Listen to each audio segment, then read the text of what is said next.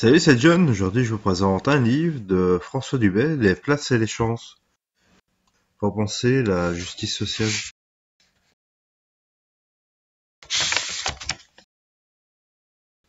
Je remercie Marie Durubella et Antoine Verretou qui m'ont laissé reprendre quelques graphiques issus de travail commun en cours et dont les analyses ont alimenté mes propres réflexions.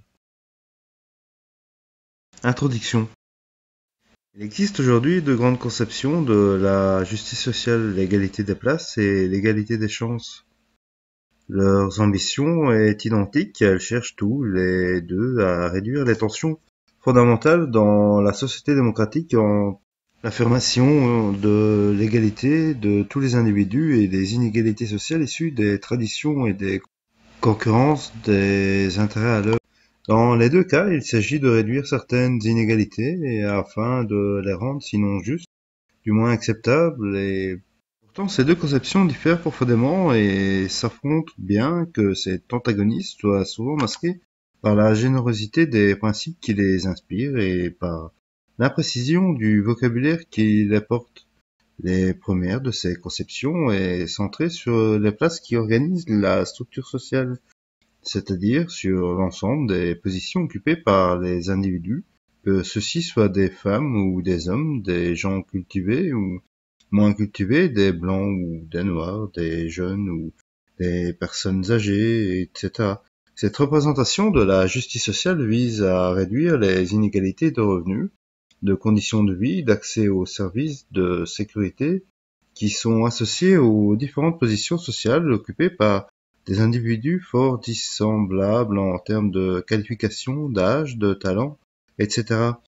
L'égalité des places cherche donc à resserrer la structure des positions sociales sans faire de la mobilité des individus une priorité. Pour le dire en un mot, il s'agit de promettre aux enfants d'ouvriers qu'ils auront autant de chances de devenir cadres que les enfants des cadres eux-mêmes, que de réduire l'écart des conditions de vie et de travail entre les ouvriers et les cadres.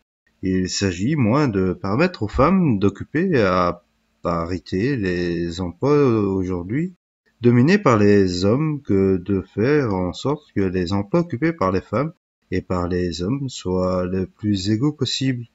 La seconde conception de la justice majoritaire aujourd'hui est centrée sur l'égalité des chances. Elle consiste à offrir à tous la possibilité d'occuper la meilleure place en fonction d'un principe méritocratique. Elle vise moins à réduire l'inégalité entre les différentes positions sociales qu'à lutter contre les discriminations qui perturberaient une compétition au terme de laquelle des individus égaux au départ occuperaient des places hiérarchisées. Dans ce cas, les inégalités sont justes puisque toutes les places sont ouvertes à tous avec l'égalité des chances. La définition des inégalités sociales change sensiblement par rapport au modèle des places. Celles-ci sont moins des inégalités de position que des obstacles s'opposant au déroulement d'une compétition équitable. Ici, l'idéal est celui d'une société dans laquelle chaque génération devrait être redistribuée équitablement dans toutes les positions sociales en fonction des projets et des mérites de chacun. Dans ce modèle, la justice commande que les enfants d'ouvriers aient les mêmes chances que les enfants de cadres de devenir cadres à leur tour, sans que l'écart de position entre les ouvriers et les cadres soit remis en cause. De même, le modèle des chances implique que les femmes soient présentes à parité à tous les échelons de la société sans que l'échelle des activités professionnelles et des revenus soit transformée. Cette figure de la justice sociale oblige aussi à tenir compte de ce qu'on appelle la diversité ethnique et culturelle afin que celle-ci soit représentée à tous les niveaux de la société. Ces deux conceptions de la justice sociale sont excellentes. Il y a toutes les raisons pour que nous souhaiterions vivre dans une société qui sont à la fois relativement égalitaire et relativement méritocratique.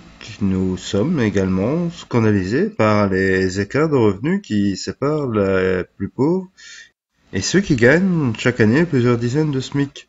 et par les discriminations dont pâtissent les minorités, les femmes et divers groupes ségrégés qui ne peuvent pas espérer changer la position sociale parce qu'ils sont comme assignés à leur place à première vue. Il y a d'autant moins à choisir entre le modèle des places et celui des chances que nous savons bien suivant Roe et tous ceux qui l'ont précédé, qu'une société démocratique véritablement juste doit combiner l'égalité fondamentale de tous ses membres et les justes inégalités issues d'une compétition méritocratique équitable. Cette alchimie-là est au cœur d'une philosophie démocratique et libérale qui oppose à chacun le droit de mener sa vie comme il l'entend dans le cadre d'une loi et d'un contrat commun. Pourtant, le fait que nous voulions à la fois l'égalité des places et l'égalité des chances ne nous dispense pas de choisir un ordre de priorité. En matière de politique sociale et de programme, on ne fait pas exactement la même chose selon que l'on donne la préférence à l'une ou à l'autre. Par exemple, ce n'est pas la même chose de miser sur l'augmentation des bas salaires et sur l'amélioration des conditions de vie dans le quartier populaire et de faire en sorte que les enfants de ces quartiers aient la même chance que les autres d'accéder à l'élite en fonction de leur mérite. Prenons un exemple encore plus net, ce n'est pas la même chose d'obtenir pour les minorités ethno-raciales une représentation équitable au Parlement et dans les médias et de transformer les emplois qu'elles occupent dans le bâtiment et les travaux publics pour les rendre plus rémunérateurs et moins pénibles. Je peux soit abolir une position sociale injuste, soit permettre aux individus de s'en échapper sans mettre en cause la dite position, et même si à terme je désire obtenir les deux choses, il me faut bien choisir ce que je ferai d'abord dans une société riche mais tenue d'établir des priorités.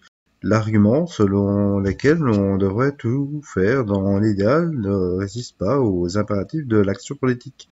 Si nous ne voulons pas nous payer des mots, nous sommes contraints de choisir la voie qui semble la plus juste et la plus efficace. Le choix s'impose d'autant plus que ces deux modèles de justice sociale ne sont pas seulement des épures théoriques. Dans les faits, ils sont portés par des mouvements sociaux différents, privilégiant des groupes et des intérêts eux aussi différents, et ils ne mobilisent pas les mêmes acteurs et ne mettent pas en jeu les mêmes intérêts. Je n'agis pas dans la même manière selon que je me bats pour améliorer ma position ou pour accroître mes chances d'y échapper. Dans le premier cas, l'acteur est défini par son travail, sa fonction, son utilité, par son exploitation. Dans le second cas, il est défini par son identité, sa nature et les discriminations éventuelles qu'il subit en tant que femme, handicapé, enfant, immigré, etc.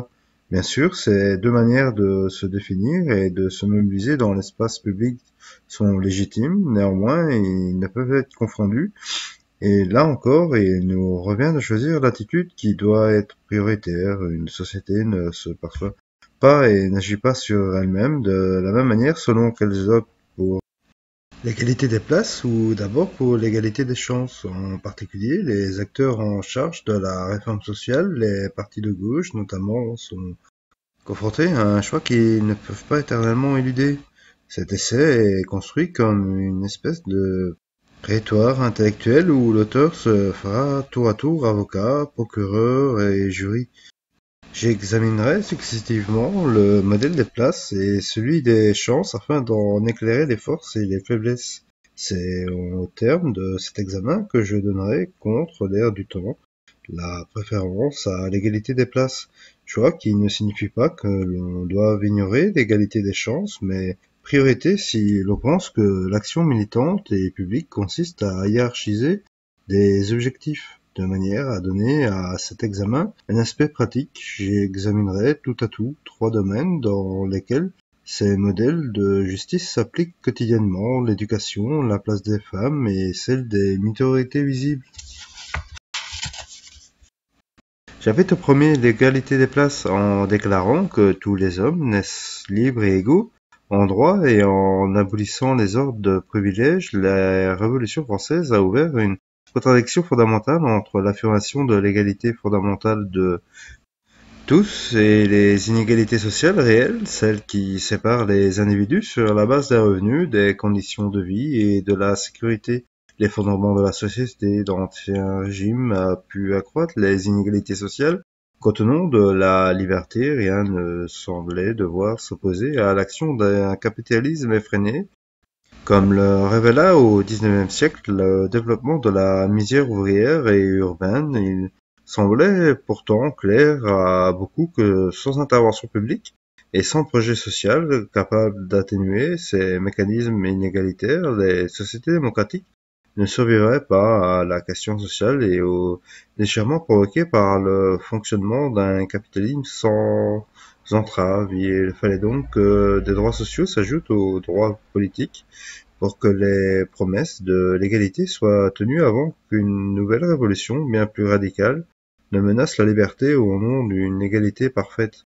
Ce combat a été mené par le mouvement ouvrier, par des réformateurs sociaux et plus largement parce que nous avons pris l'habitude d'appeler la gauche non seulement le principe de l'égalité des places à chercher à limiter les écarts sociaux, mais pour reprendre le mot de Castel, il a construit une égalité société salariale dans laquelle les positions occupées par les moins favorisés sont assurées et sécurisées par un certain nombre de droits sociaux.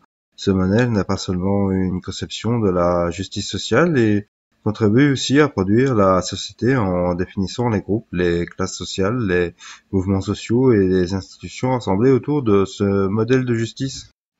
Voilà, j'espère que cette première partie vous aura plu et vous aura donné envie d'écouter la deuxième ou d'acheter le livre.